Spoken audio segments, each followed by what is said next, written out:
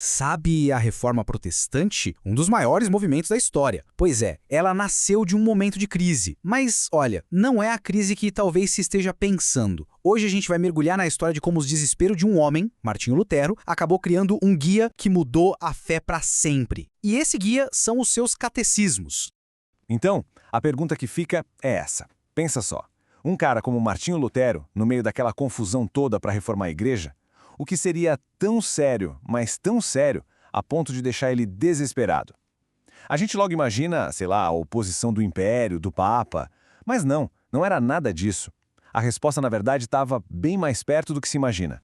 E a resposta está aqui. Quando Lutero começou a visitar as igrejas da região, ele ficou simplesmente chocado. O nível de desconhecimento sobre o básico da fé era absurdo. E não era só o povo, não. O que era mais alarmante é que os próprios pastores não sabiam o essencial. O que ele viu foi basicamente um cristianismo de fachada, sabe? Uma fé que não transformava a vida de ninguém. Era uma crise espiritual gigante. Ok, então para entender como ele conseguiu virar esse jogo, vamos seguir os passos dele. Primeiro, a gente vai ver o tamanho real dessa crise. Depois, qual foi a resposta genial de Lutero. Aí, a gente entra no conteúdo desse, digamos, treinamento de emergência. E para fechar, vamos entender por que essa ferramenta acabou ganhando o apelido de Bíblia do Leigo. Beleza, vamos começar. Para a gente sacar a solução do Lutero, primeiro a gente precisa entender o tamanho do buraco que ele encontrou. E olha, não era coisinha pouca não. Era uma falha bem na base, nos alicerces da fé. O que o Lutero encontrou foi, na real, um vácuo espiritual. As pessoas simplesmente não sabiam os 10 mandamentos, mal conseguiam rezar o credo. Não entendiam nem a oração mais fundamental, o Pai Nosso. E o pior de tudo, os pastores que deveriam ensinar estavam totalmente despreparados, não tinham como ajudar. A fé estava virando só um ritual, uma casca vazia, sem poder nenhum de mudar a vida de verdade. Mas aí que tá. Diante desse cenário que era para deixar qualquer um para baixo, Lutero não ficou só na crítica. Ele foi lá e criou. Ele desenvolveu uma ferramenta de ensino, nossa superpoderosa e acessível para atacar essa ignorância de frente e, reacender a chama da fé. E a solução dele foi o catecismo. Agora, tem um detalhe muito legal aqui, que é a origem da palavra.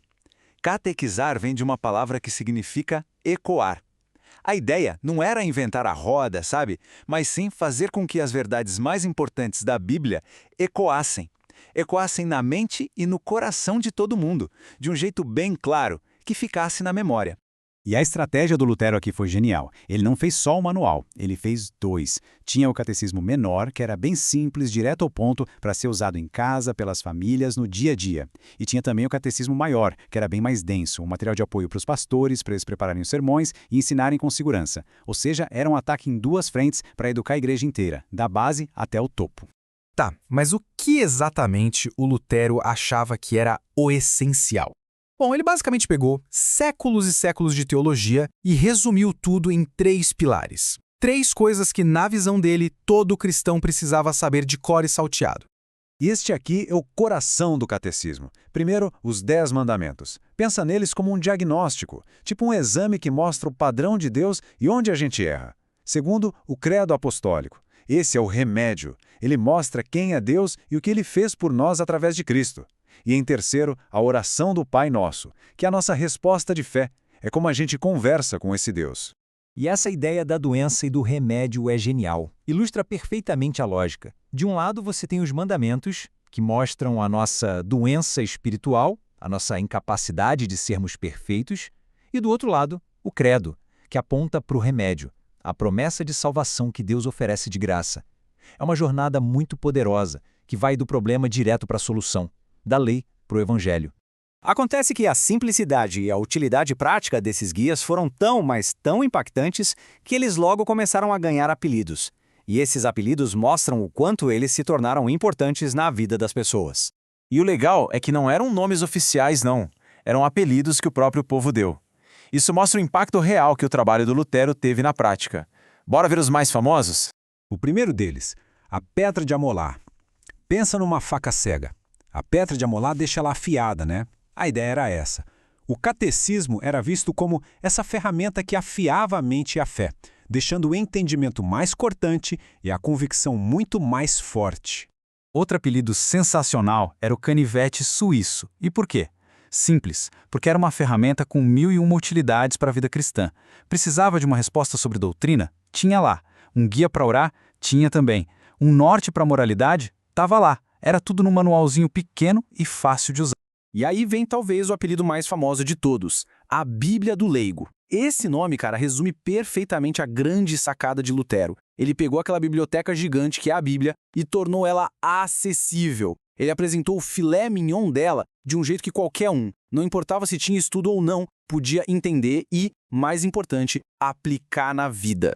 Então, o ponto central é esse. O catecismo era muito, mas muito mais que um livrinho de perguntas e respostas. Era um verdadeiro manual de sobrevivência espiritual. Ele resumia a Bíblia inteira, mostrava o caminho da salvação, funcionava como um escudo contra ensinos errados e, o que é fundamental, dava para as pessoas a confiança e a força para ficarem firmes na fé, mesmo quando o bicho pegava com a perseguição. No final das contas, este símbolo, a rosa de Lutero, resume perfeitamente todo esse legado. A ideia de uma fé que é, ao mesmo tempo, super profunda, mas também totalmente acessível a qualquer um. E pode ter certeza, o trabalho do Lutero com os catecismos foi a semente que fez tudo isso florescer. Isso tudo traz a gente de volta para o agora, para os dias de hoje. Porque pensa bem, a necessidade que o Lutero viu lá atrás, a de ter um entendimento claro da fé, ela não sumiu, né? E a solução dele, um guia focado só no essencial, continua sendo um modelo incrivelmente poderoso. Então a pergunta que fica no ar é: como pode um guia tão simples, que nasceu do desespero há 500 anos, continuar ecoando e moldando a fé de milhões de pessoas até hoje?